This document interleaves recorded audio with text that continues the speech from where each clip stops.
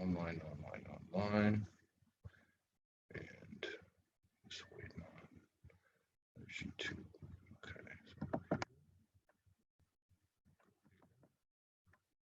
Put on intro.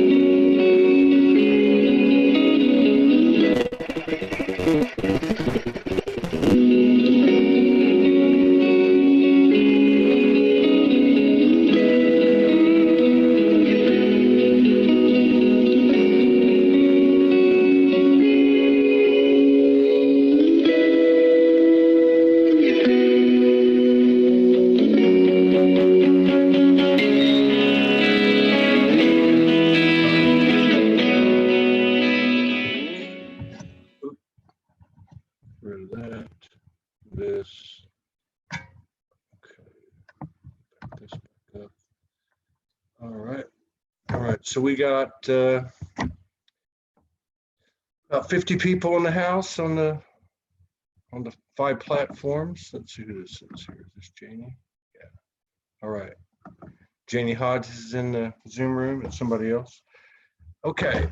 So we decided to do our second show in 2 weeks, in a week, actually. We're going to talk about some of the stuff that we've been experiencing, some of the information that's been coming in, and I guess we can, we've got YouTube's live chat open, and we've got Facebook on my page comments open as well, and Zoom room.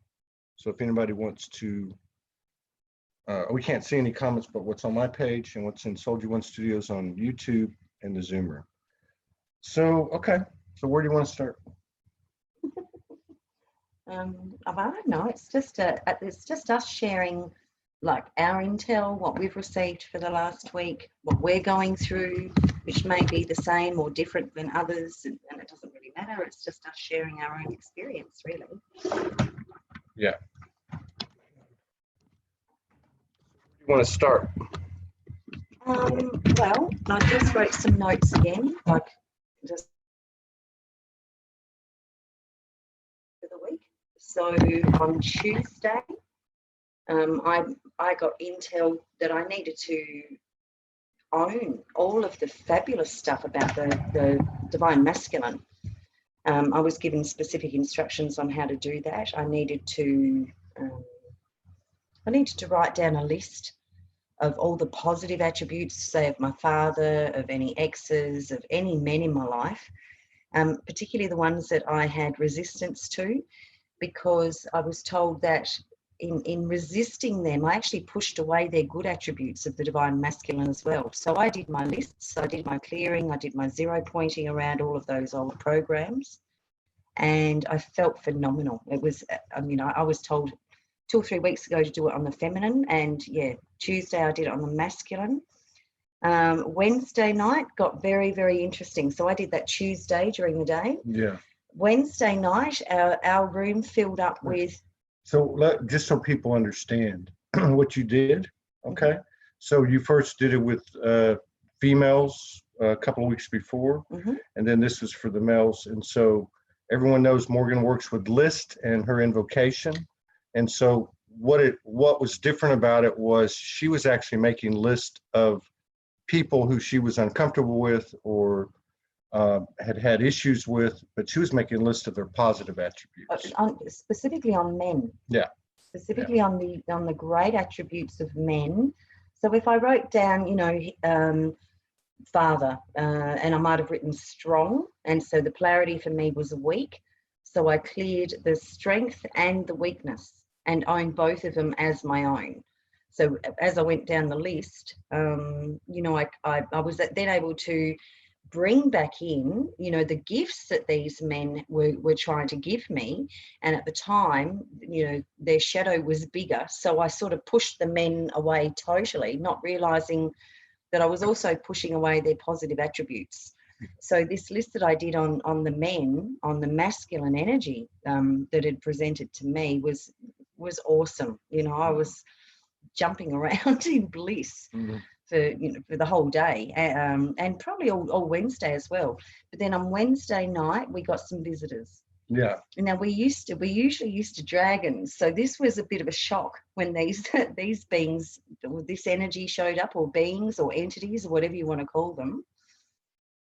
So we did our normal, hand clasping, inviting, that's our connection. It's almost like, okay, yep, well, if there's anything there for us tonight. I do want to say that last year, this would happen maybe 3 or 4 times a week, but we're experiencing really massive stuff every single night now, aren't we? Yeah. This year. Yeah. Yeah. So on Wednesday night, these beings entered the room. I had my eyes open. I was in shock. Todd saying, like, he could see it too, and he's saying, what is that? Yeah. I knew what it was, but I was struggling not to judge it, I guess, to come to terms with what I was seeing. Yeah. I felt a bit embarrassed. I was a bit in shock. Yeah, it was when we started. So when we started, I couldn't see the with the detail that she was seeing. All I could see was some green, kind of greenish orbs, and just a lot of pixels in the room. But the one thing I heard, and I still hadn't even said anything to her, was I heard you are meaning any human, me in this case, me and Morgan in this case, you are bringing neutrality to all timelines and all dimensions. And then I heard that twice, that we were the center of bringing neutrality to all dimensions and all timelines, not just on this earth.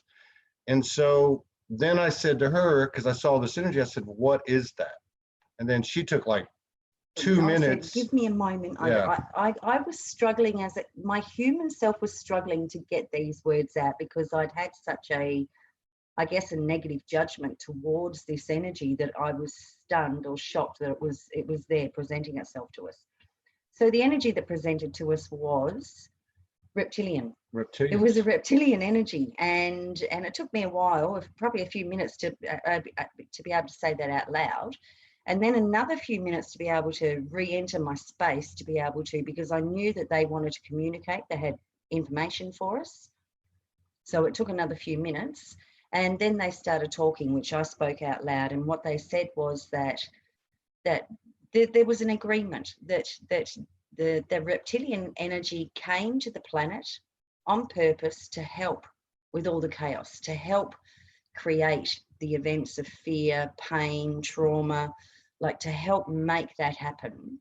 And they said to us, as each individual reaches a certain frequency of love, then their job is done. Then they can go. Yeah. It was so beautiful. Both, yeah. I mean, I know I was definitely teary. I think you were a little bit. What, teary? Yeah. No, it was, there was a really. Reverent. Yeah, there was. Reverence. Yeah. Like, gratitude. Yeah, like even before she spoke, that's another thing that I felt. I felt like this air of reverence, of honor, of love. And then they started speaking, and you were saying what they were explaining, you know, that there was an initial agreement that the reptilian energy isn't an evil or a bad you know, we could liken it to the trickster archetype, you know, that they actually helped create the chaos, that they also were a significant part of the false masculine, the distorted masculine energy, that they played huge roles in, you know, growing that, in expanding that, into spreading that. And that, you know, we'd been told, you know, a couple of weeks beforehand that the systems that are breaking down at the moment through a seemingly real I shouldn't say that, through a virus, through the events that are currently happening, that the reptilian energy, you know, helped build those systems, helped build the false power, helped build the distorted masculine, and that as the mirrors weren't there anymore, and as everyone was spending more time alone and more time at home, when the mirrors aren't there, those energies just naturally start dissipating because there's nothing to project onto. So being home alone, we get to feel all of our own. And the gift that comes from being in our deeper sphere, or down to, you know, brings us down to absolute surrender point. Yeah. And I think too, another thing that I find really interesting about what we've been experiencing, and particularly with these, what happened on Wednesday night with these reptilians, and we should back up too, because we talked about this before a couple of shows back, but this would have been like, were we here? I think we were here, or we were just about to get here, and we had an energy come in, like an energy complex of a specific type of dragon. And the dragons told us that they were master dragons. They were the 13th, or there was something like that. Are you talking about the white ones or the silver ones? Yes, yeah. Which ones? The white, silver. The white is silver. They were, silver. but these are the ones that came in and said that they had originally been part of the original reptilian group, that they had, and now this is going back about 2 months, that they had chosen as a group within that group to become responsible for their own experience, and to really just kind of do what we're all doing, to ascend and grow up and expand and own their end of creation, basically. So the reason I bring that up is because now we have Wednesday, we have these reptilians come in, and it was an air of honor, respect, and reverence and love. They said to us that, you know, we want you to know that it wasn't real easy playing this part. And they said we can no longer hang around anymore because the love frequency has been raised so high. Our job is done, is basically what they're saying. Yeah, that they didn't need to be with us specifically anymore. And they said that as each individual reaches a frequency of love, which is actually self-love, unconditional love for self, that they would one by one be leaving and not creating that havoc and pain and stories of trauma and all that sort of stuff anymore. So that was really exciting for us, wasn't it? Yeah, yeah. And it kind of ties into me, it ties into Franco's explanation of how this has all gone down. Whereas this realm was created with polarity, what he calls the organic 3D, 4D, 5D. And then 10,000 years ago or so, give or take, which is right around the time of the flood, a group came to the people on Earth, to the souls that were having the experience, and said, why don't we up the ante? Why don't we make polarities really distorted? Why don't we make this? And to me, and I don't know this for sure, but to me, I think that's what this group represented. They're actually our brothers and our sisters. And I know, and the reason I'm trying or the reason I'm going into that is because I think it's important that, especially at this time, because the polarities are getting so wide, that we stay in a vantage point of our higher perspective, of our higher self, and we see these things as energy versus the right, wrong, good and evil and all that stuff, because that's really the distortion of the distortion, is where we get lost thinking that, you know, we're separate from something or someone, because it has a characterization that we can't relate to, or that is a victimizer, or whatever the case is. So, you know, I think that's kind of the connection I made to it, though. Yeah. And probably important to mention at this moment is years before that I'd done this masculine work, but, you know, the polarities that I cleared back then were based on what I judged as their lower vibrational things. So, you know, back years and years ago, I wrote lists on the lower vibrational aspects of the men. Well, I did it women as well, but of the men and the polar opposites. But this brought out a different level again. Like, you know, a couple of weeks ago, I had to do it on women, and I wrote about one woman that I'm no longer associated with. I wrote, you know, she's beautiful. And so the polar opposite was ugly, and I got a real shock that it's almost like my teenage self actually still had a part of her that felt ugly. So by clearing the beautiful and the ugly, then I zero pointed that program altogether. So yeah, I've been instructed earlier this week to do that same exercise based on the polar opposites of the attributes that the men had that I was struggling to see because I'd pushed them away, thinking or focusing on their shadow aspects. So yeah, it's been a really beneficial thing to do. Yeah, and just so that some people may not be familiar with what Morgan does, and the reason I say that because there's like 140 people on the platforms right now. I don't know if everybody's been around or what, but I think just in general terms, what she's talking about when she's talking about zero pointing and making these lists is that basically, and we've talked about this on a lot of our past broadcasts, but if you, for instance, take one polarity such as empath, like so many of us can identify with being an empath, and take another polarity that might be narcissist, we have to own both equally, see them both equal. That's zero pointing. Zero pointing is removing the separation, which particularly is difficult or been challenging for us, the human hybrid souls. It's been difficult or challenging for us when it comes to ex-spouses, mother, fathers, people we cohabitate with, friends that don't become friends after a while. But it's not so hard if you're just looking at their negative aspects, but it changes the ball game up completely when you start writing lists about their positive aspects. And the thing about writing lists is, you know, when we're just doing it in the head, it gets, you know, it can float all over the place.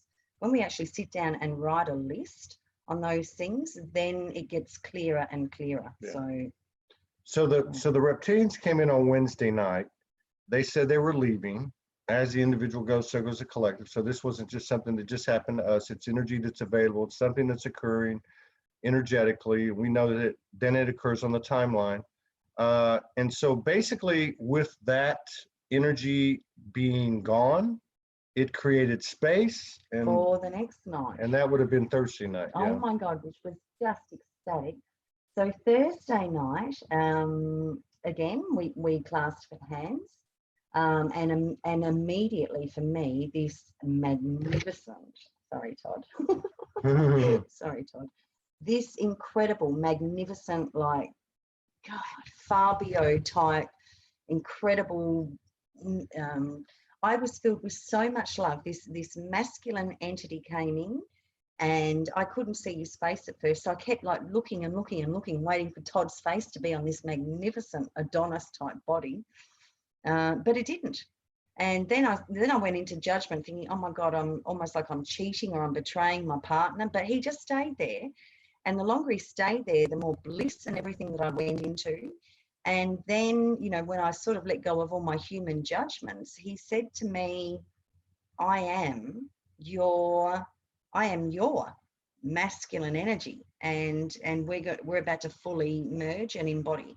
Now, I actually had seen this being a few times, you know, over the years, but not regularly. But he came in and he said, you know, once you accept all of the distortions of the old masculine, and love it all and not judge any of it, then you make room for the divine masculine to come through.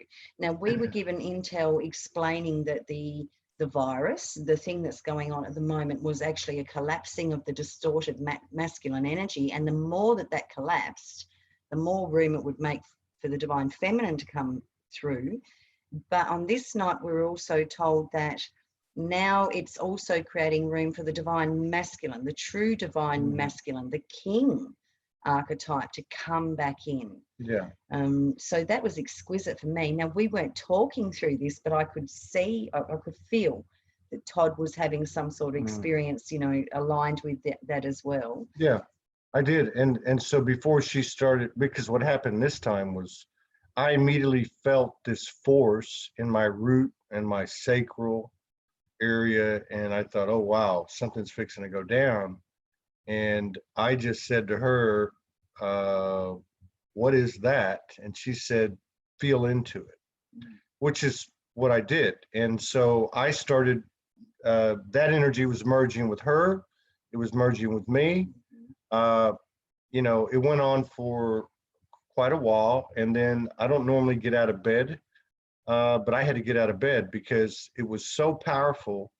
And there was so much information coming in, which I can't even tell you what it was, but it all had to do with the masculine. the one thing I do remember, and I think she said it that night, or if not, she said it the next day when we reviewed it, was there was a reference made to the reptilian energy leaving. And he said that one of the consequences, or one of the effects of the reptilian energy leaving, that the true masculine, the true divine masculine, could not come into the realm fully until that energy was gone, because of the huge distorted masculine energy. There would be a masculine battle between the distorted masculine, the old masculine, the false power, and the new power that was coming in. Yeah. And so I ended up getting out of bed. I went outside, and I had some things happen to me outside, which is not really, we don't need to get into. But the interesting thing was, the next day I slept really late, which I don't usually sleep late. You slept nearly all day. Yeah, I slept till 10, almost 10 o'clock. I got up. We had, did we have a show? We had to have had. You had, and you needed to cancel the 2 o'clock show. Yeah, I had to. That's right. Yeah, I had to. 7:30 last Yeah, I had night. a 6 and 7:30. So this was yesterday. So I got up. I made something to eat. I just kind of walked outside, talked to Morgan hardly, and I knew what was happening, because I was still merging. I was still having these kundalini sensations in my lower chakras up right up to my heart, and it was kind of, it was intense, and it was kind of, orgasmic, but it was also kind of like, what the hell's going on? So then I went and laid down, and I actually fell asleep for a little bit, got up, and then I went back. I ate again. I ate a bunch of food. Like, I had burned all this energy, and I went back and lay down again. And this time I was told, in more detail, this is what's happening. You're actually integrating, and I could see it in all my cells and my organs and my chakras. I could see the conversion of this energy that was purported to be the true divine masculine. And I was having, like, minor soulgasms quite a bit, and it was kind of trippy. But I was then told, dude, you're like halfway through now. Because I said, when is this going to stop? And like, you're like halfway through. Tonight it'll be done. But I could feel it all day yesterday, and I think really actually all night last night too, because we watched a show last night, and I barely could make it through the show because everything in the show was energetically telling the same story. From an observer point of view, watching you were really out of balance. You were ultra sensitive, very tired. You were very hungry. If I looked at you, you almost looked like you were going to burst into tears. It was huge.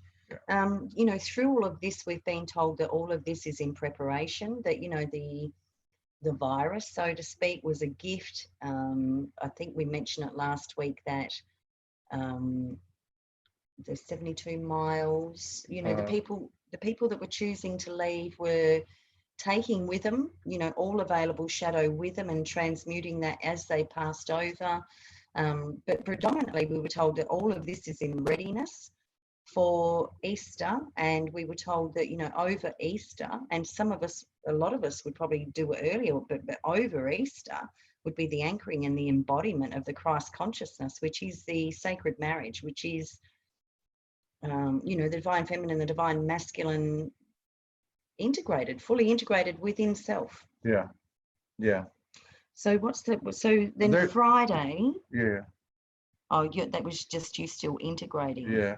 So there's a question here. Somebody was saying thanks for explaining that 0 point thing, but then somebody else picked up on it here, Vivian Moon. So she says, can you speak about taking in, transmuting, integrating dark energy, shadow self? Ever since I've been doing this, it has very much changed my life. So you want to talk about that?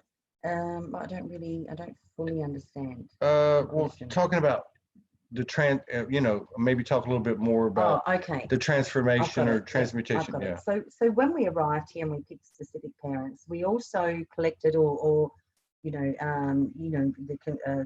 conception of the egg and the sperm. At that same moment, we said yes to all the DNA, all the programs of our parents, which their programs were from their parents and their parents and their parents and their parents. So as conscious creators, we can actually look at all that old programming and reprogram. And, I think depression, things like depression come from knowing that you're not being your authentic self. So how do we find the programs of our parents? Well, we sit down and write lists, and I'm a huge fan of writing lists, because then I've got something in front of me and I can see what have I addressed, what haven't I addressed. Starting the list actually takes me further and further down the rabbit hole. So if I wrote a list of, say, my mother, I might write down, and this isn't true, it's just an example. So I might write down, well, she was controlling. Well, the opposite to controlling for me was subservient. And then I went, well, okay, so where am I controlling? Where am I subservient? And I owned both of them as my own. And I used my own program that I've been given from my higher self to clear that. But I mean, things like Ho'oponopono, probably just, putting the two energies within a golden infinity symbol and waiting for that balance point, that center point to balance. I think really just owning all of it as your own. Well, yes, here I'm controlling, here I'm subservient, here I'm beautiful, here I'm ugly, here I'm extrovert, here I'm introvert, really owning all of those things as our own. And by writing the lists, then, as you're doing it, you will feel the big stuff. You will feel the programs dissipate as you own them, and they do dissipate. And they no longer unconsciously create more of those patterns. I was speaking to somebody this morning that, said that she's been in a relationship with somebody that has certain issues. And she remembered that as a teenager, she was so desperate to help her father clear those issues. And then she was in a relationship with somebody that's got the same issues. And it actually works in reverse. By acknowledging, oh my God, I've just brought that whole program via a person in again because my 14-year-old self was so desperate to clear this stuff. Letting it go and writing the list and owning all of it as your own helps actually clear the original program, so we don't have to, it's almost like we're doing the work for our traumatized teenagers that were so desperate that we could help our parents. We didn't know how to do it. So then we went and found partners with the same programs and tried to heal it through our partners. Yeah. And I think another thing about this method, or this method or this work, this type of work, is it's almost like mundane or boring compared to activations. Because it's so quick and easy. Yeah. Well, I'm just saying it, and I think it's kind of interesting too, because as we get further along into this ascension, everything seems to be coming back to the human and these very basic human type actions. It's like not all the bells and whistles of the multidimensionality or the higher self. It's actually the work is done here. And this is the really the crux of the method that you use or that you teach. It's just simple. It's making these lists, and as you make these lists, things pop up, and it just begins like this, kind of like an autopilot clearing thing. And occasionally you run into something that's really, really big, and you might need to get, take a break or get some, make a phone call, get somebody to walk you through it or something. But for the most part, I think, and I think that's because the energies are supporting, they've gotten to such a high frequency, they're supporting anything and everything that any of us individually are doing to bring it to come into further alignment. So you call it boot camp. So when we first met, you keep telling everyone, Morgan put me through 5 weeks of boot camp, but I actually didn't. I just shared this program with you, and you went off and worked on it, for 6 to 8 hours a day, non-stop for 5 weeks. Yeah. But I did that because, and again, we're talking energy. I did that because out of love, right? I did that. I thought I more for my love for you, for that to expand that what I'd found. But it was also, I ended up finding out that it was about me, But so I remember saying to you, Mum, I'm going to use the love that Todd's got for me until he remembers the love he is for himself. Yeah. So this 5 weeks of your boot camp that you put yourself through did that, didn't it? Yes. Yeah. Well, and I think too, what's interesting too, I did not look at things as energy. She did when I met her. I mean, she'd already been doing it for years and years. And so what I see happening now is this stuff that's coming in, it's not so much about the physical incarnations, although that's very relevant, but this is, you know, the suppression of the great mother's frequency was suppressing all of us. This is the part that was suppressed, say, for instance, in men. So men wouldn't talk about their feelings, or, you know, men wouldn't communicate. But all these things that held us down, there's no more suppression. And it's all starting to come up. And these things that are very humanesque, these things that are popping up for us to clear and to align are the key. I mean, the shadow is the key. I know Magenta Pixie made a video about 3 days ago. It's 37 minutes. And I think it's in the last 10 or 12 minutes. She says, this is the time to go in and find your darkness. Mm. And she explains exactly, you know, really what you've been talking about for years. Polarity.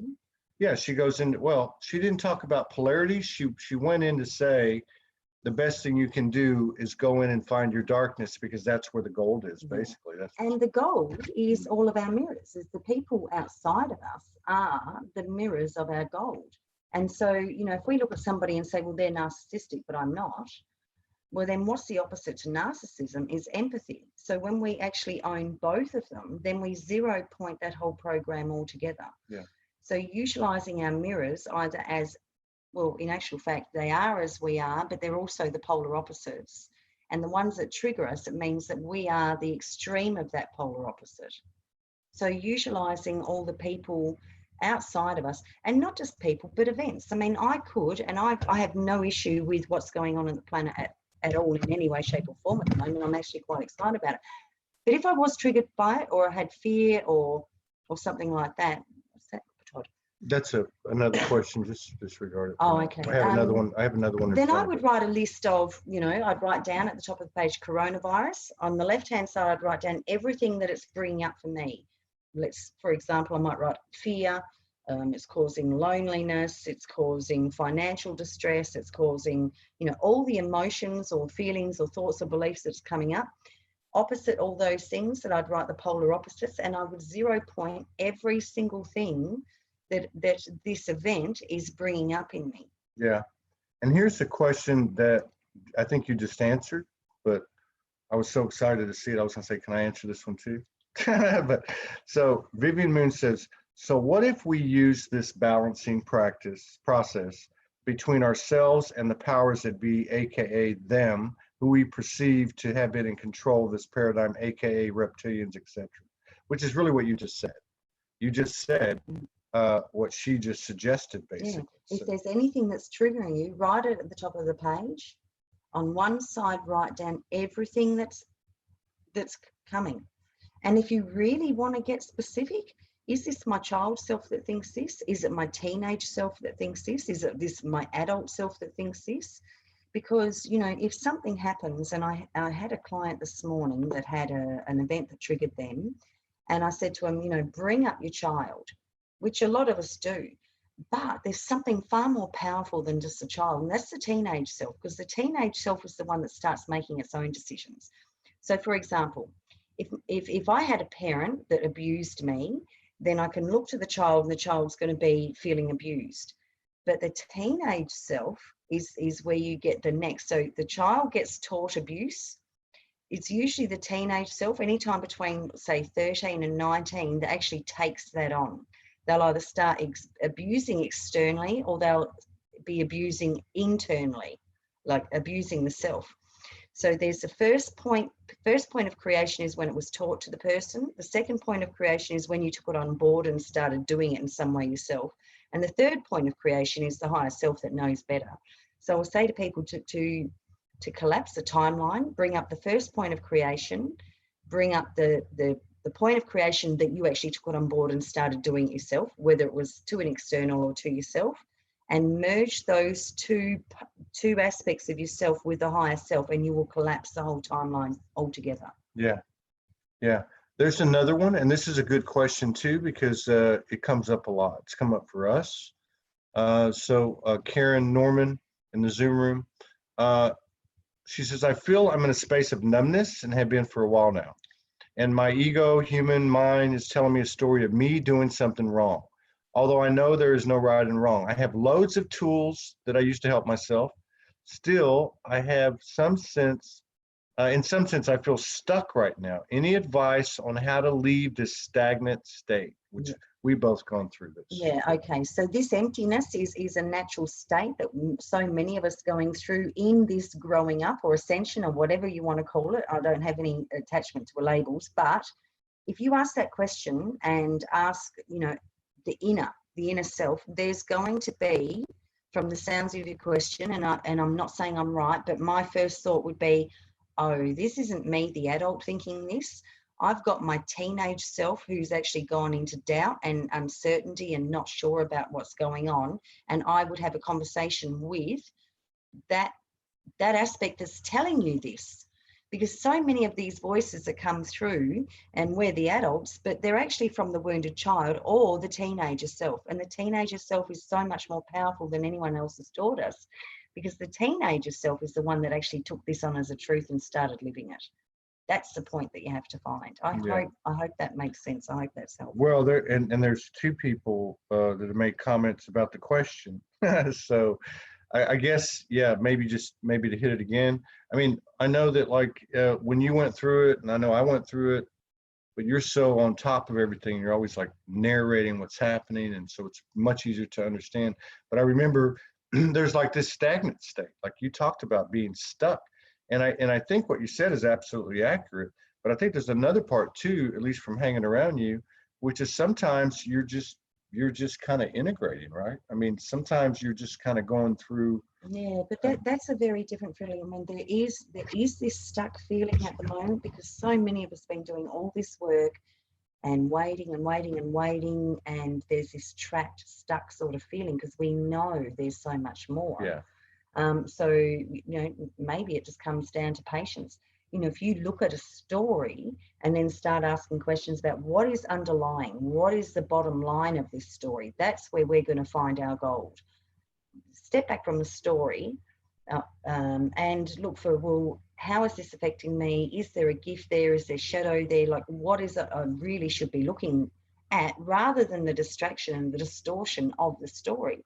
We were told weeks ago that there were two, I feel terrible saying this, because just because we were told it doesn't make it true. I mean, everyone's got to discern for themselves, but we were told that there were two strains. There was the real strain of the coronavirus, COVID-19, and there was a watered down version of it, which is coronavirus, which the majority of the people are getting. They're getting symptoms without it being what?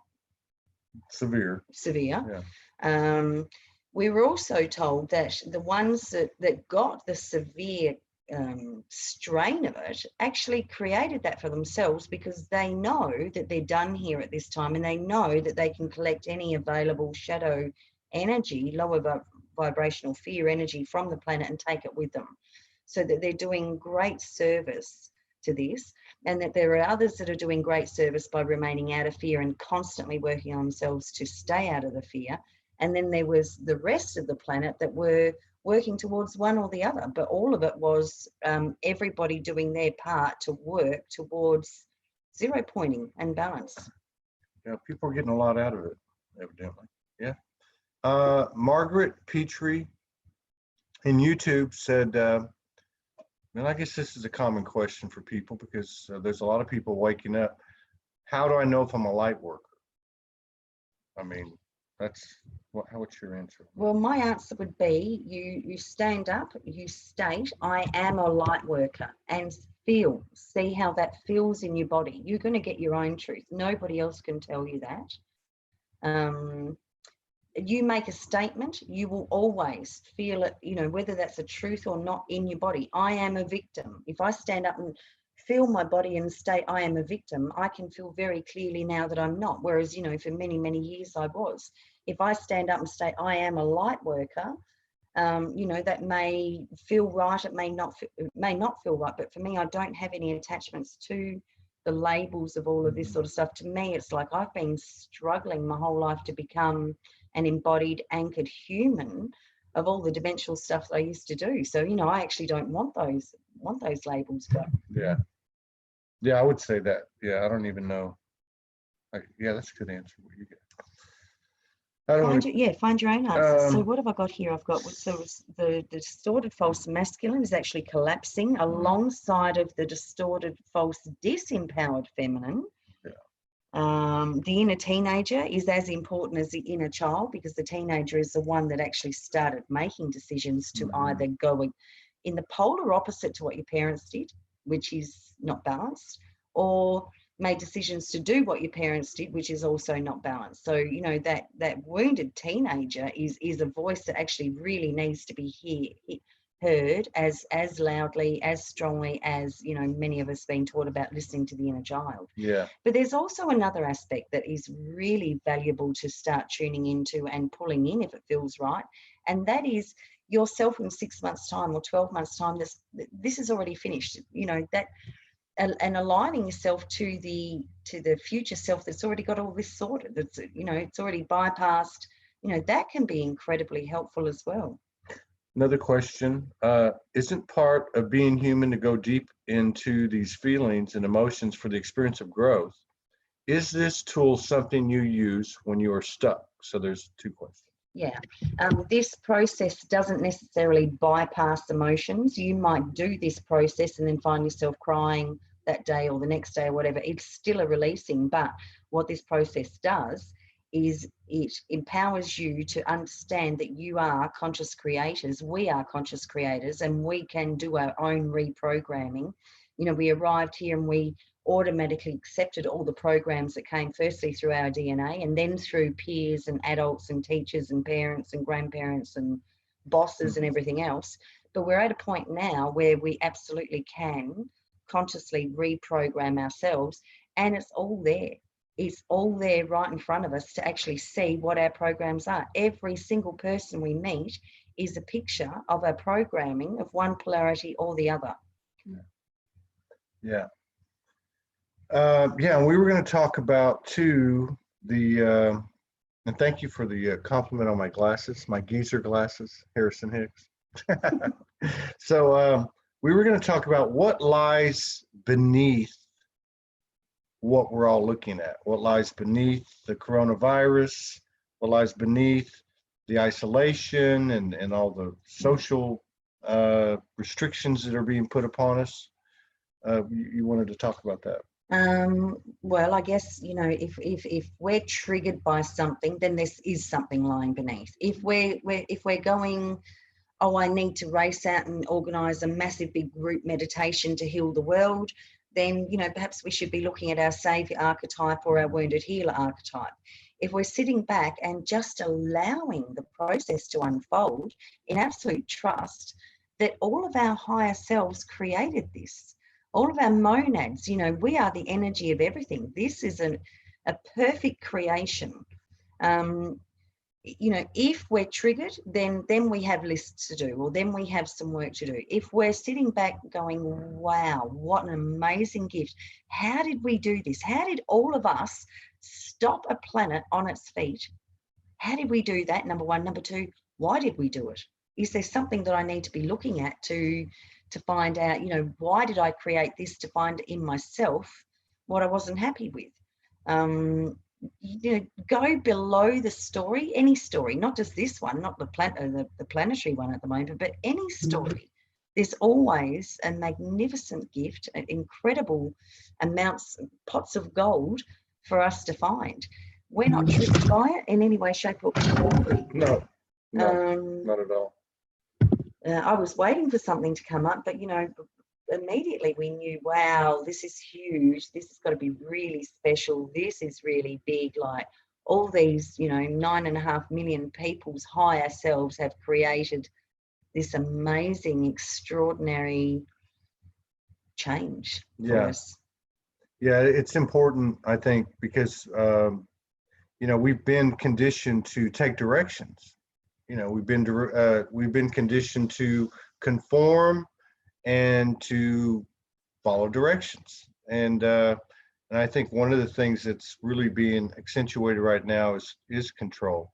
like, you know, not having control and asserting our power, which is conflicting with, you know, the energies that are presenting themselves, which are really just bigger versions of what we've been dealing with for a long time. So it's an important time to, yeah, it's a really important time to do this work on yourself, because it's an opportunity. It's not work. It's actually a gift, an opportunity. And the intel that we've received is that everything that we're looking at the moment has been created from distorted masculine energy, false power. Yeah. So, you know, let that go. Do whatever you can to support that. And the most powerful way you can support that is to be sending everything to yourself, is to be putting all of your energy into yourself, is to be looking at yourself, is to be loving your own shadow, loving your own funny aspects, wounded aspects, and just loving yourself, because the more you do that, the more you become a amplified beacon of light on this new grid that's being created. If you keep sending it out to external sources, then you're not actually expanding your own light or your own beacon of light on the grid. Yeah. So, you know, doing whatever is right for you. Like, Todd didn't talk to me all day yesterday. He stayed in bed late. He popped out twice for about 10 minutes, looked at me. He looked grumpy, and I sort of laughed at him, and he was, and off he went or whatever. There's nothing wrong with that. That's what he needed to do. That's where he's at. Let him be exactly who he needs to be, and don't make it wrong. Me, on the other hand, I was sitting outside all day, and I could feel my inner self like is this powerful warrior that just wanted to do all this light language and sacred dance and, you know, really let loose. And we were on different ends of the spectrum, and that's okay. Yeah. And it was the other way around 10 days ago. Exactly. You know? I mean, a couple of weeks ago, it was yeah. He was out here feeling great, and I was in the bedroom looking like I was about to die. That was me. You know, that was my the work that I'd done to actually pull in all the stuff that I love about women. You know, the shadow work I'd done about the aspects that I didn't like about myself being a woman, or about women, or whatever in general. So the work that I did 2 weeks ago was about writing lists of all the things that I love and admire in other women, and pulling that into myself. And that was hard work on me, actually. But Janie has a question, Janie Hodges. She says, I can see the line of polarity, but how do you clear it? Just accept it all with love and it balances? I see it calibrating to the middle, but do I need to clear it or dose it, or does it just balance itself once accepted? I think it's going to be different for everyone. I was given a specific clearing tool. You could absolutely use Ho'oponopono on each polarity. You could probably say the Lord's Prayer to it. You could also, you know, if you're visual, put each polarity inside a golden infinity and let it run until you felt the balance point come. There are other tools. Access Consciousness has a clearing tool. I have one as well. We're actually, you'll find a way. You'll find a way. You ask your higher self, okay, I've got all my polarities here of my old programs, or the programs that are just, you know, information that is sitting in my energetic field that keep creating this stuff. Higher self, how do I 0 point these things? Yeah. That's a good one. That was a good one. Let's see. I don't see any more here. Somebody wants you to do the coconut dance again. Can you do that? Never. I can't even believe I did that. And when I did it because I thought we were going to dance together, and I got such a shock to walk out and Todd's doing his strange on the floor thing. We were going to dance together. I thought we were going to dance together. We did. Okay, we will. No, tonight. I'm not doing a coconut thing again. not. Yeah, the reason I had to dance because you took so long. I had to. Yeah, we had the camera. Well, I didn't know you had it on. So, and I think too, we're going to be putting some stuff out, right? That's some of that is about 0 pointing and balancing polarities. You know, I mean, it's going to take us a little while to do it. It's really going to be you doing it for the most part. I'm just going to put the video stuff together. But yeah, that'll help people. And I don't know. I mean, because here's another one here. Pretty sure these are the steps. Write down your trigger as one word. Find the polar opposite. Own both polarities. The inner child and adolescent. Merge and integrate inner child and adolescent. Collapse the old timeline into the 0 point center of the infinity symbol. Yep. Yeah. Yeah. And the gift is that all of our programs are before us. Everywhere we look, you turn the news on, they're there. You look at the systems, they're there. You look at the, the virusing, it's there. You look at your partners, your children, your parents, your neighbors, like all of our programs are created sitting there right in front of us. All we have to do is find the polarities and 0 point them. Yeah. But don't make the mistake of just looking for the negative. Also do the polarity work for the positive, because if you think about it, so many of us who don't have money will see somebody dripping in gold walking down the street, and 99 out of 100 of us will go, have some, look at that person, they're up themselves, or they must be a drug lord, or we'll have some sort of judgment. That is your key of like, okay, what in me is judging that? There's a polarity going on here. Yeah. I have something, whether I call it jealousy, envy, you don't even have to name it. I have a program that has resistance to somebody that's making a lot of money. Yeah. Well, and that's the thing too, is, so much of the stuff like that bothers us, or I speak for myself, that like has bothered me, people that have bothered me. I just saw very clearly after working with Morgan that, there's whatever it is that I see in them, I don't see in myself. But when I look at the polarity of it, I absolutely see myself. Yeah. And then when you see the polarity of it, then it's much easier to accept. So, okay, so I was predominantly subservient, and I had a resistance to controlling people, but I kept bringing controlling people in. So when I did this work, then I could start seeing, aha, this is where I'm controlling, this is where I am subservient. Yeah. So it makes it easier to actually own both aspects when you write in the polarity. Yeah. That's where you'll see yourself predominantly. And then when you look back at the other one, you go, oh, yes, I can actually be that at times as well. Well, and the other thing that's eye-opening too is when you start to make a list of the attributes of someone you don't like. That's like very, like if you just do that in your head right now, like pick your mother, your father, because it's got to be one of them, or your ex-spouse, and just kind of like go in your head and think, okay, what did I admire about them? You never even think about the things you admire about them because you're always too focused on their shadow. Yeah. And so by being the shadow, you rejected them, you pushed them away, not realizing you're pushing their positive aspects that were also mirrors to you away as well. So, when you do a whole heap of shadow work, you end up feeling empty because you're pushing both the polarities away, and there's almost nothing left and you've got no feelings. Yeah. So by doing lists on their positive aspects. And what's great about it is if there was any resistance, all that drops away, and you end up looking at these people with absolute reverence and compassion and gratitude. And that's how I can tell for myself, and this has been a evolving thing. But so people, like, I don't answer messages, I don't really engage conversations, I just don't talk to that many people, and so some people get pissed off. One of my friends made a video the other day talking shit about me, which I didn't even know about, but I'm only saying that as an example. But what I'm finding is, or like somebody will send me a message and say, I'm not going to have anything to do with you, you never answer me. But I've noticed in myself, like you were talking about your body, I noticed my body doesn't tense up, it doesn't get upset, it's like, I know everything's okay. And that tells me that I'm making progress. We've noticed it like with Soulology as well. I mean, we really want Soulology to be about people sharing, unconditional sharing their stories, their journeys, their skills, their tools, their gifts or whatever.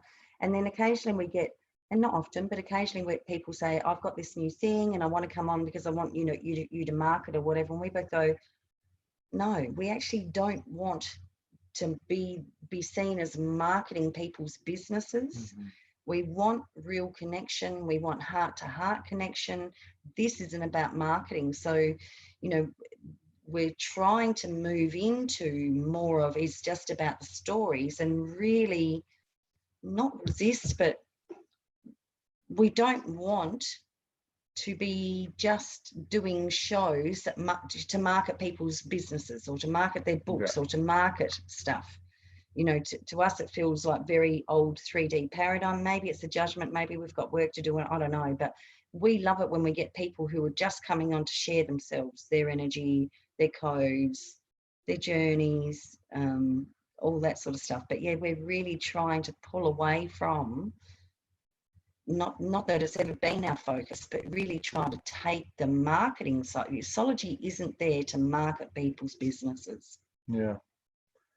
Yeah. Sidebar. That's all right. Sorry. No, that was I really good. want to say that because That's fine. Yeah, I mean, that's fine. I mean, it's a, yeah, we do the best we can. Yeah, we do. We are doing the best we can, like everyone else. Yeah, that's true. So, okay, that's in 58 minutes. Do you have anything else you want to cover, or do you want to keep going? No, I'm good. You good? Yep. So if there's no other questions, we've had over 200 people on these platforms for this show. So thank you very much for that. And thank you for your continued love and support and contributions, so we can keep doing this. And other than that, we're going to be putting out some video productions that are going to be covering Morgan's work, basically. Yeah, we're going to put a video out with step-by-step directions on how to reprogram yourself, like how to do all this, like specifically for anyone that's interested. And maybe no one is, and that's okay too, but we're just going to set it out there, and it's there if somebody needs it. Yeah.